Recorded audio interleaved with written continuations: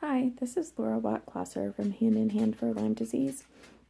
I'm coming to you this morning, the day after Thanksgiving, to share with you that during the holiday season this week, we lost 3 people from Lyme disease. You won't hear this on the news. If you'd like to friend request me on Facebook, message me and let me know that you saw this on YouTube, and I will accept your friend request. I have been very sick. I have had some GI issues. I think they're relative to releasing some toxins based on the usage of the beg spray for Marcones, which is this antibiotic. Oh gosh, I'm so tired. I'm sorry. Antibiotic. It's an antibiotic resistant staph bacteria that gets stuck up in your nasal cavity, where the Lyme bacteria, the spirochetes, hide in your nasal cavity, and it wreaks havoc with your immune system. And the only real thing that you can use is something called a beg spray. And so I started using it, and I believe what's happening is my GI system is trying to get rid of the toxins that are being what happens is you have a Herxheimer reaction, which is basically a die-off of the bacteria, and that releases toxins. And so I think what's happening is my GI system is trying to release those toxins. But let me get back to my point. I was off Facebook because I've been very sick, and I was sick yesterday on Thanksgiving, but that doesn't negate the fact that I'm thankful for many things. However, when I went back to Facebook, a very good friend of mine, which I'm still in shock over, on Facebook passed. His name was is Paul Michael Schaller. He was actually planning on going back to work, and he died of a heart attack. Now, I've said that Lyme has no limits. Chronic Lyme has no limitations, and it's systemic, and it can attack any area of your body. He had a heart attack and passed. So I'm still in shock. I just saw him on Facebook talking about being poked so many times. So I'm sorry, I'm in shock. But you won't see these 3 people on the news, but I'll talk about that in a minute, and I'll share their names. Marianne Snyder and Eric Anderson. All 3 of these people died from chronic Lyme disease this week. None of this will be shared on the news. We have what I call a silent disease, and we die what I call silent deaths. And many of us call it that, actually. Zika does not kill people. Chronic Lyme disease does. But you don't hear about it on the news. The media will not be sharing the lives of these 3 individuals and how they died from chronic Lyme disease, because the CDC and the IDSA and the government are hiding this information from the public. And I'm sharing this information with you, and I'm sharing the fact that these 3 beautiful people suffered a horrible disease and died and passed away without acknowledgement from our own government, from the United States government. No acknowledgement whatsoever of this disease. And people need to be aware that this is happening in the United States of America.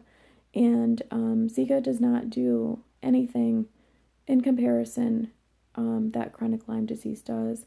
And it's time that the public become fully aware that this is a huge threat to them and to their families, and that people are dying, and that the media and the government is hiding this from them, and that these are just the 3 people that I'm aware of right now.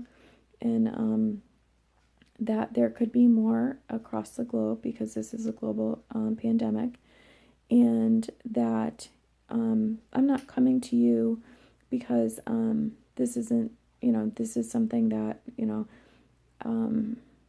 I'm making up. It's something that I'm dealing with myself that changed my entire life, and that has turned my life upside down. Yesterday, I had to deal with my own feelings and guilt surrounding my own disease on a holiday. This is my husband's favorite holiday, Thanksgiving, and I'm sick. I'm sorry to be graphic, but in and out of the bathroom, feeling dehydrated after about 24 hours straight of not feeling good. And we were invited to my friend's house, and I'm feeling guilty because I feel like I'm ruining his holiday. And I know it's not my fault that I have this disease, but I feel like a burden. I felt pressured, like I needed to, do something, and there's nothing I could do. I can't change the fact that I have chronic Lyme. But it's just become so overwhelming for him, to have a wife that's been sick for so long, and I'm doing everything I possibly can, and not only to help myself, but to help other people, and to reach out and to try to raise awareness, and also to get better. And but it just doesn't ever seem like it's enough. It doesn't seem like it's enough, especially when I got sick on his favorite holiday, and I just felt like a huge disappointment. So it was very difficult, but so what I did was I overdosed on Pepto and got myself out to my friend's house so he could enjoy his holiday.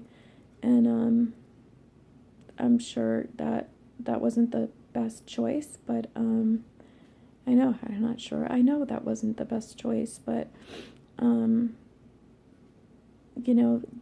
people have no idea what it's like to have to deal with the emotions and the physical aspect and the financial aspect and the lack of respect and acknowledgement and the lack of just the inhumanity of dealing with a disease that no one will acknowledge and respect in this world. And in 2016 that insurance won't cover because of the denial of it.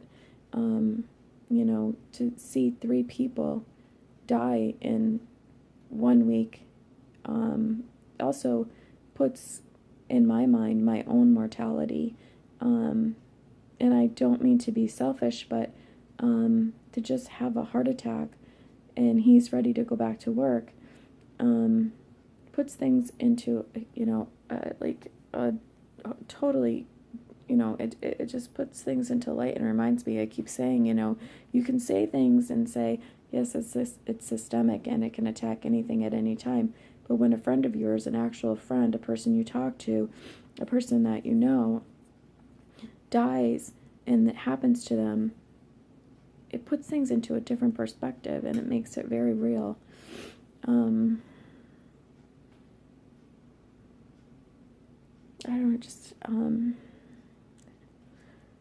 don't know if it makes it real for you. I just don't know if I'm getting through to people how real this is and how bad this is and how corrupt things are with this situation. And I hope I am. I really do. I hope I'm reaching people and getting them to understand. We have this family of 6, and 2 children are going to the doctors, and it's costing $2,000 a month just for the doctors. That doesn't include the antibiotics. And this family's in Oregon. 2 of the other children are not getting treated because the family cannot afford it. The dad is dying of cancer. The mom has Lyme as well. And our fundraiser for December 2nd, I've heard every excuse from everyone I know that $35 a person is too much. $55 per couple is too much. It's on a Friday night. People are working late. Everything I can possibly think of as an excuse as to why people can't make it to the event. The money's going to help this family. And, the nonprofit that we're running is just not, no one cares about chronic Lyme disease. Just seems like, no one wants to put the money out for this disease. And I understand, I think that the reasoning is that it's just not well enough, I don't know. I just don't even know. I don't know. It's for children who are suffering, and a family that's paying $2,000 a month for treatment for the other two, and a dad's not going to be around, and he's the only person that provides any financial support. I don't know. Sometimes I wonder where God is in all of this. I don't know. Well, I'm gonna go. It's been an emotional week for me. I hope that you're all well and stay well. God bless. Remember, you can, if you want to reach me, you can call 413-495-2131. Text. I'm at www.handinhandforlyme.com. Take care.